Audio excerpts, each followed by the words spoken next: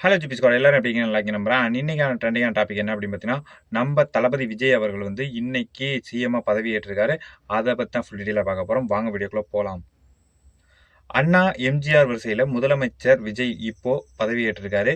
தமிழக வரலாற்றிலேயே அரசியல் வரலாற்றில் புதிய சாதனை இவர் எழுதியிருக்காருன்னே சொல்லலாம்.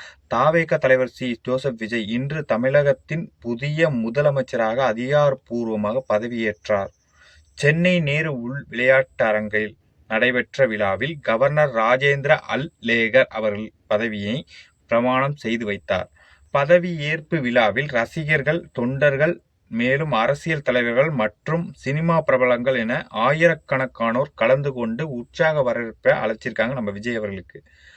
அது மட்டும் இல்லாமல் பதவி ஏற்ற உடனே சென்னை கோட்டையில் உள்ள தலைமை செயலகத்திற்கு சென்ற முதலமைச்சர் விஜய் காவல்துறைக்கு மரியாதையை ஏற்று தனது முதல் அதிகாரப்பூர்வ கோப்புகளை கையெழுத்திட்டிருக்கார். மேலும் 2 மாதங்களுக்கு 200 யூனிட் கட்டணமில்லாத மின்சாரம் என்ற முக்கிய அறிவிப்பையும் முதல் கையெழுத்திட்டதாக தகவல் வெளியாயிருக்கு. அது மட்டும் இல்லாம அண்ணா எம்ஜிஆர் வரிசையில் இப்போது விஜய் தமிழக அரசியல்ல புதிய அத்தியாயத்தை தொடங்கியிருக்கான்னு சொல்றாங்க.